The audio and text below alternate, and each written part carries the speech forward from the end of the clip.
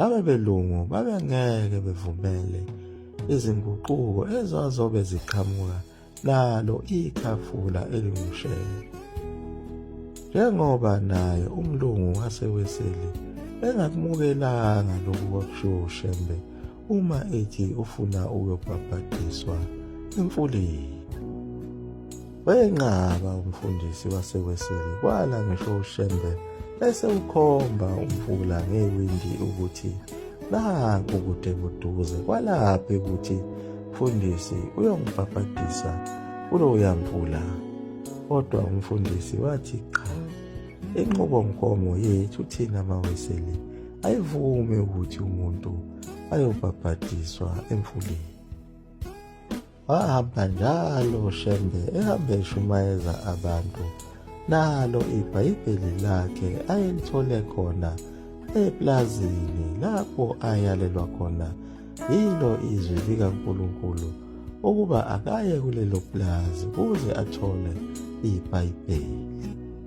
Bamangala kakhulu nakulo leli plazi ayifike kulo uShembe ukuthi waze kanjani ukuthi kuneBhayibheli, ngoba leli Bhayibheli kwafika omunye umlungu owayehamba ngehashi wafike walishiya leli Bhayibheli.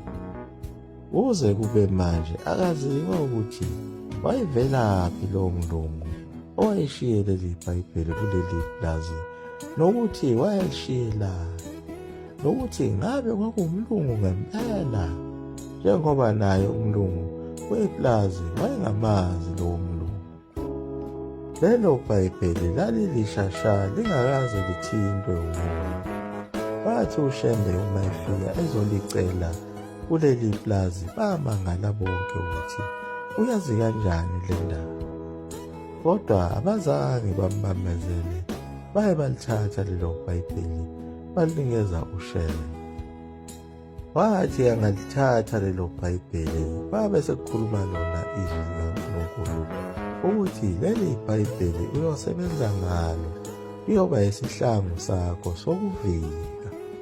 Laqhubeka lelizwi lathi, igama lami likhona lapha eBhayibhelini, kodwa khona bangibiza ngokuthi nginguJehova.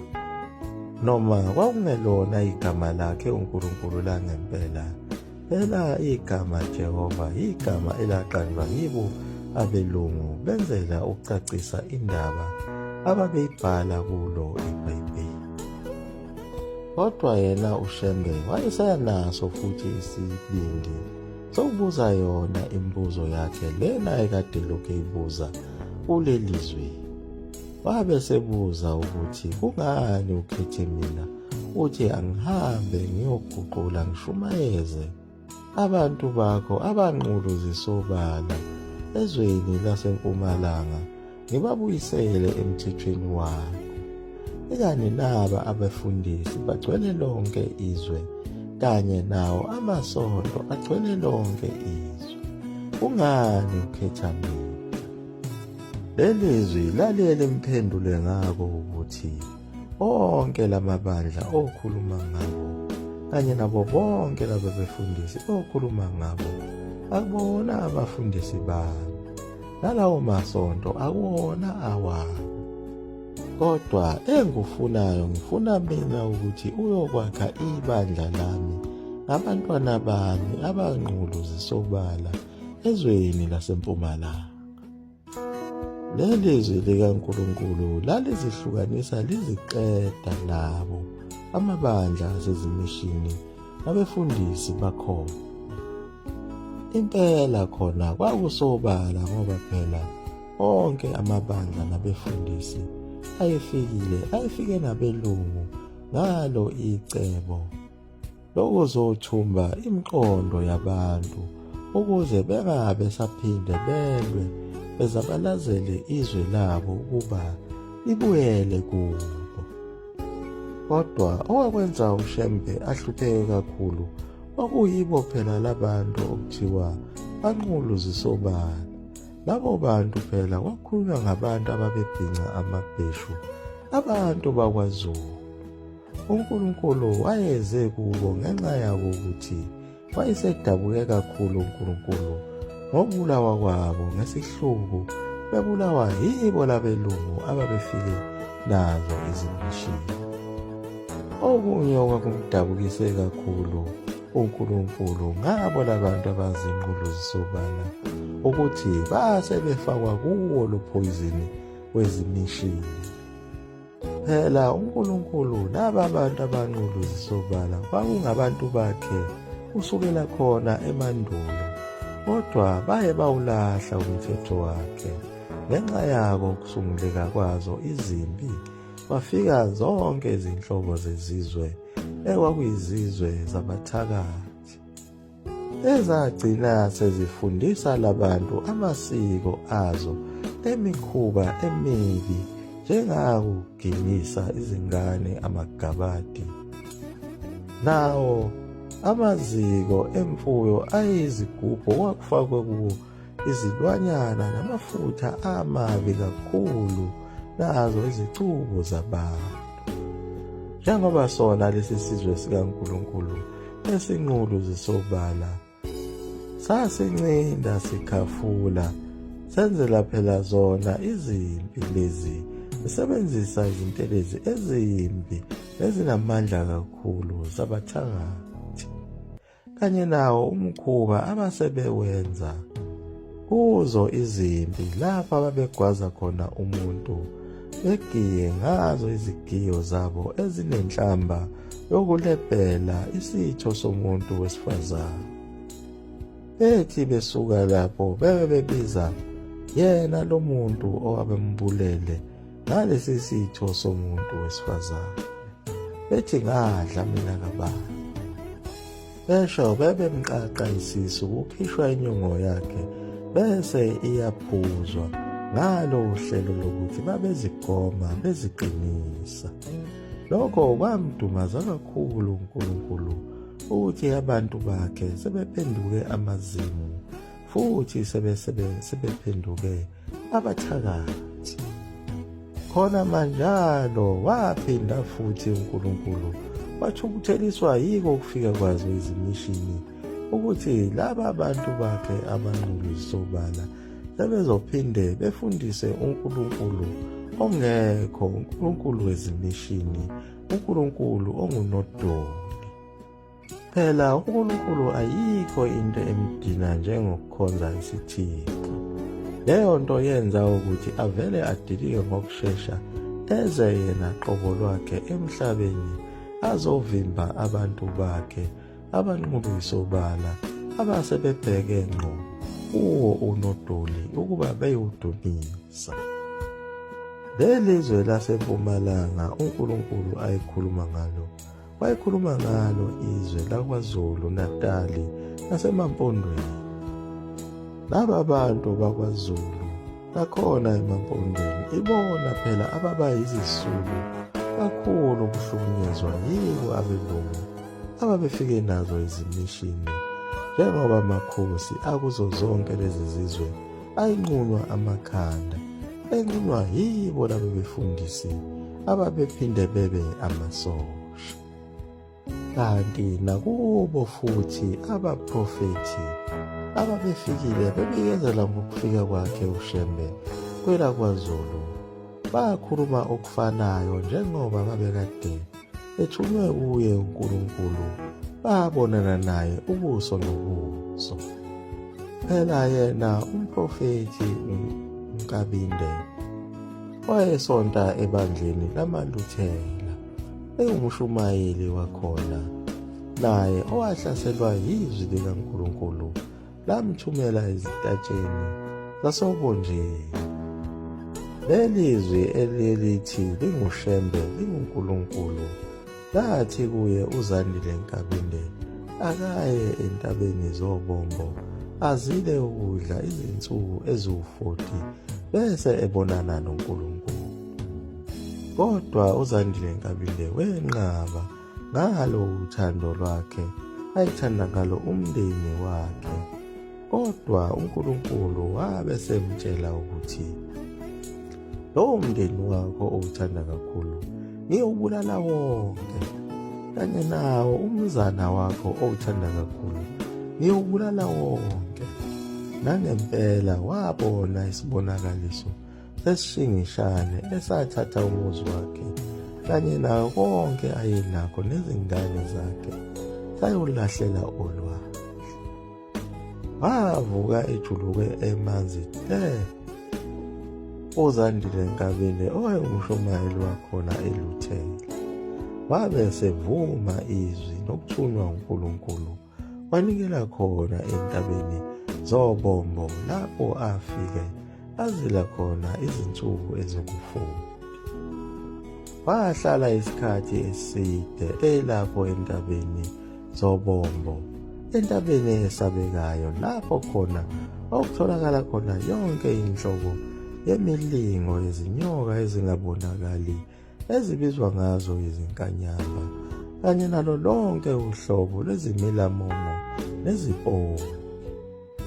Phela nabo abamhlophe leyo ntaba babeyibiza ngayo iGhost Mountain, okuchaza kona ukuthi iyintaba yazo izipovu. Kodwa uZandile Nkabinde waba nesibindi wahlala kuyo le ntaba, ephuza amanzi kuphela ukudla do. Ilapho kwaze kwafika yena uNkulunkulu kuye wafike wamkhombisa phezulu esibhakabhakeni lapho abona umuzi omuhle okukhandwe ngezindlu zesizulu unamaqhugwane. Kulowo muzi kwakuphithiza abantu ababefake imvunulo begqoke nayo ingubo emhlophe. Phakathi kwalo muzi kwakume indoda ecwebezelayo ewukukhanya okukhulu okukhanya ngaphezu kwelanga.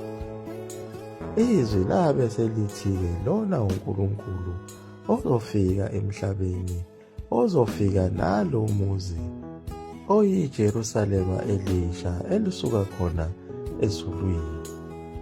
Kuzomele ukuthi uhambe umemezela ngokufika kwalo muntu wasezulwini kulelizwe lakwaZulu.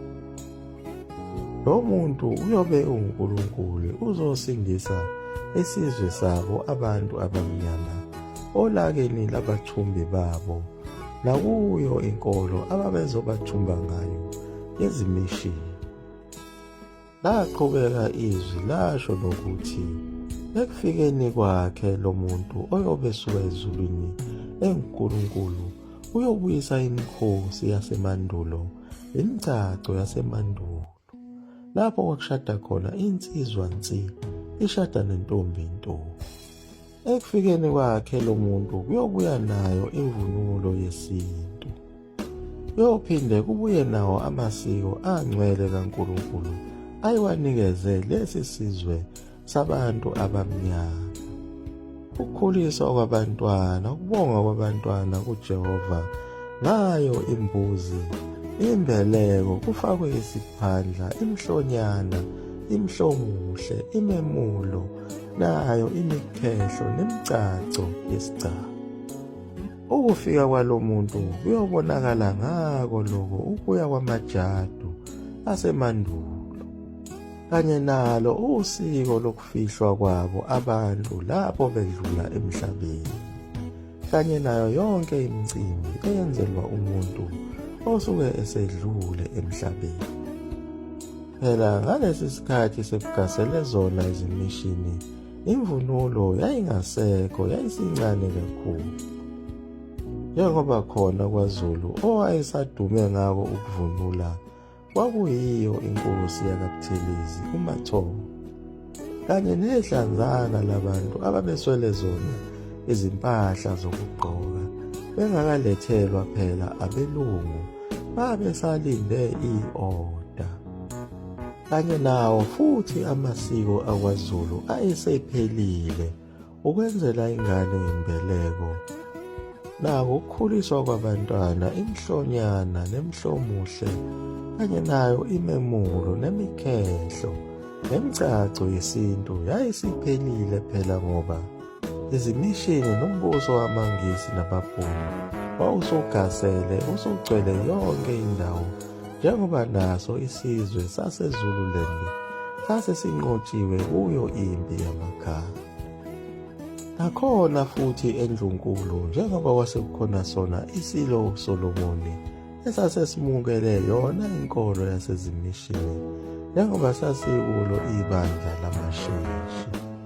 Izinto zamasiko kwase kuyimithetho eyithathwa njengokuthi izinto zeziqhaza zasemandulo babengasafune nakuzibona njengoba kwasekungene yona impucuzeko. uZandile Nkabinde waqhubeka yamemezela zonke izindawo. Bamangala kakhulu abebandla lakhe lamaLuthela ukuthi umshumayeli wethu imuphi lo nkulunkulu aseshumayela ngaye, ngoba phela kade eshumayela ngayo imvana ethi iyeza iza masinyane. Kodwa nakho manje usekushintshile ukudla epletini, useshumayela ngoNkulunkulu ongaziwa, uNkulunkulu okhuluma emoyeni, uNkulunkulu onguShembe, uNkulunkulu othi abantu ababuyele emasikweni abo, uNkulunkulu othi uzovusa imithetho namasiko asemandulo nayo imigcaco yasemandulo, uNkulunkulu ozokhuthaza ukuthi akubuyelwe ezindlini abekuvele kuhlalwa kuzo, njengoba phela ngaleso sikhathi nawo amaqhugwane ayingasekho ngenxa yako ukuthi abelungu bawaqeda ngalo icebo lokuthi awakhokhelwe. Kodwa uma wakhe indlu eyisiflathi wawungakhokhi imali. Ngaleso sikhathi amaqhugwane ayemaningi kakhulu. Bathiwa iqhugwane neqhugwane kumele ukhokhe embi imali lena. Emveni kokukhokhela lawo maqhugwane kwaphinde kwathiwa akukhokhelwe amakhanda, ikhanda nekhanda lendoda. Yiko kanye lowo okwazi wasungula yona phela impi yamakhanda, impi kaBhambatha. uZandile Nkabinde wayegijima konke amadolobha ehamba ekhuluma lezi nkulumo azitshelwa yilo nkulunkulu wakhe ongaziwa. Yilapho afike ashumayela edolobheni laseMaritzburg, kanti amakholwa akhona ezimishini ayemlalele ngokushumayela ngalo nkulunkulu abangatshelwanga yibo abelungu ngani. Bathukuthela baveva abaKristu abayingcwele, bakhetha ukuthi bayobika kubo abelungu babo ababanikeze ivangeli lobuKristu ukuthi kunomuntu oshumayela ivangeli elingaziwa, okhuluma kabi nangombuso wamaNgisi namabhunu. Phela uZandile Nkabinde wayishumayela ngako ukuthi uNkulunkulu umtshelile ukuthi konke lokhu okufike nabelungu namabandla abafike nawo ezimishini amabandla obumnyama, akuwona amabandla akhe uNkulunkulu, kanye nazo izibhedlela, izikole, amajele, nako konke wakubizwa ngayo intuthuko okwakufike nabelungu. uNkulunkulu wayemtshelile uZandile Nkabinde ukuthi ubumnyama konke lokho. Amaphoyisa afika ngokushesha aye amcaphuna uZandile Nkabinde, afike amvalela phakathi esitokisini, abtitinya kakhulu ngayo yonke indlela, emshubha emenza konke. Abe sembuza ukuthi yini lento oyikhulumayo yokuhlambalaza umbuso wethu thina belungu kanye nenkolo yethu esimbethele yona lapha. Usengawaphinda yini la mazwi okade wakhuluma emnyango? Kodwa uZandile Nkabinde wayenenkani kakhulu ngenxa yokuthi wayesebonane naye uNkulunkulu. Wawaphinda njengoba enjalo amazwi, wathi onke lamabandla enu enifike nawo ezimishini nenkolo yenu yobuKristu iyinkolo yobumnyama, ngoba nize nale nkolo ukuzosebenza abantu abamnyama ukuba badomeke izingqondo zabo. uNkulunkulu besekhulumile nami ukuthi le nkolo enifike nayo akahlanganisi lutho nayo. Kanye lezibhedlela zenu zobumnyama, izinkantolo zenu zobumnyama, kanye nazo izinkolo zenu ezobumnyama, lezikole enifundisa kuzo abantwana bethu. Bathukuthela baveva abelungu bamtitinya kakhulu. Ilapho kwaze kwalamula khona imantshi eyathi lo muntu uyahlanya, akathathwe ayiswe ezibhedlela sezinhlanya lapha eMaritzburg ayoxilongwa ukuthi ngabe uphile kahle.